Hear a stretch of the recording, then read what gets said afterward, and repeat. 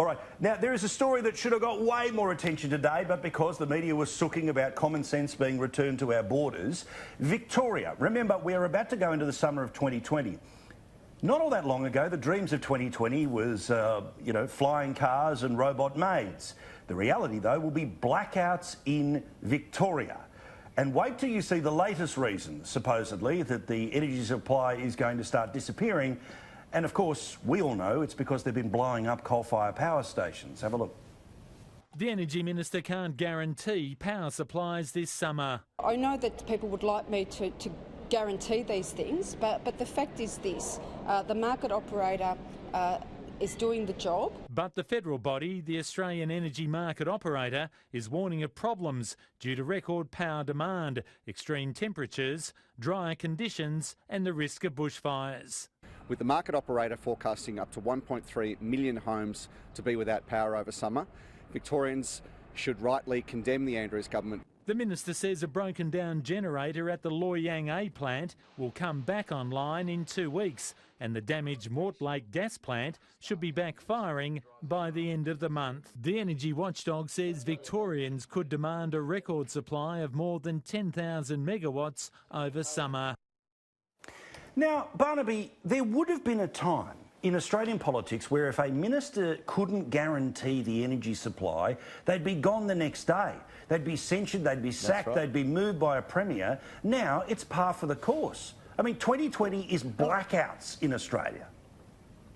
And listen to it, they're saying, oh, well, some of the coal-fired power plants aren't working as we expected and they're under pressure and we think we're going to run out of power. Well, wake up, Cyclone. Of course that was going to be the case.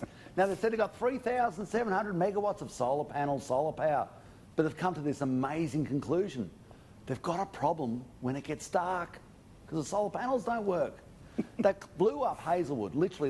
They've shut down Hazelwood. They've blown up other power plants in South Australia, such as Northern, and it's unremarkable. Loy Yang has a problem, and they say 1.3 million people just in Victoria mightn't have power.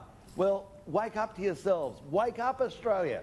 You're going to be sitting in the lift. The lift's going to stop. I hope you've been to the toilet before you get in the lift, because you're going to be there for quite a while till they get the power back up and running.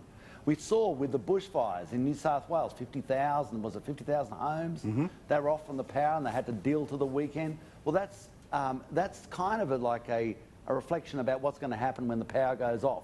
We have decimated our capacity to generate the basic essential for what people need, affordable and reliable power, by following this manic path that we're somehow going to save the planet by making ourselves completely unreliable and unaffordable in our own power supplies. Well, it's this thing where Australians love to adopt a new technology, but we love to adopt a new technology when it works. When it comes to a mobile phone or a new version of watching telly or whatever it is, we love it. We'll eat it up by the truckload. The problem is, Michael, the technology doesn't exist to be able to store what is collected throughout the day. The single biggest battery in the world is in South Australia. It will only be able to power Whyalla for a day or the entire state for 90 minutes. Yet these people hold on to this garbage. And again, I say, have we really got to the point in Australian politics where it is so unexceptional that we demand so little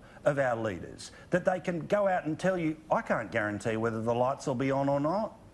Yeah, mate, you'd think that given that the main responsibility for state governments is service delivery, and that's why Labor governments are tending to get elected, you're absolutely right. I mean, Labor have been in power here for 16 of the last 20 years. They've basically demonised coal, as you've said and Barnaby said. They've basically, demonised to the point where Hazelwood closed, well ahead of time, and that's put massive pressure not only on supply but on prices in Victoria. I mean, prices in Victoria and South Australia are the highest in the country. You wonder why.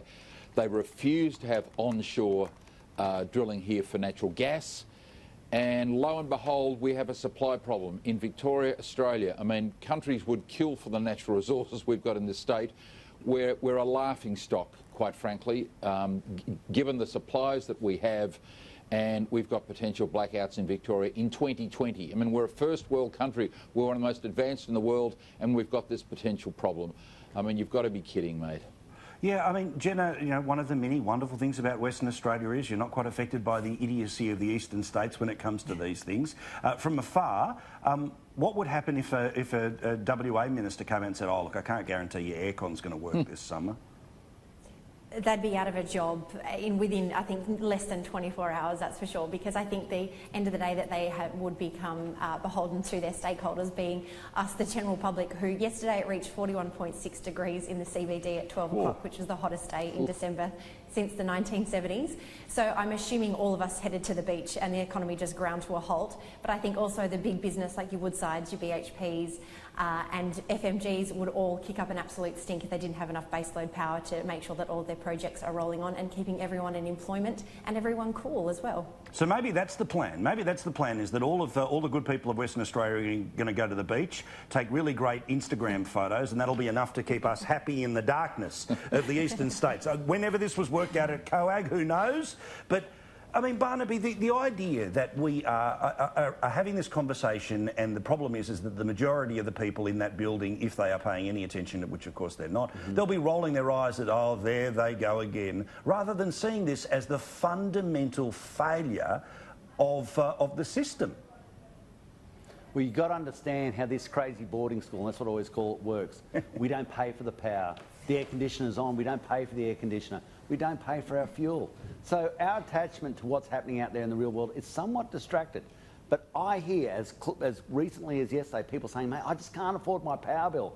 Get it through your thick head. I can't afford my power bill. Now, I don't care if it's a coal-fired power station or a camel dung power station.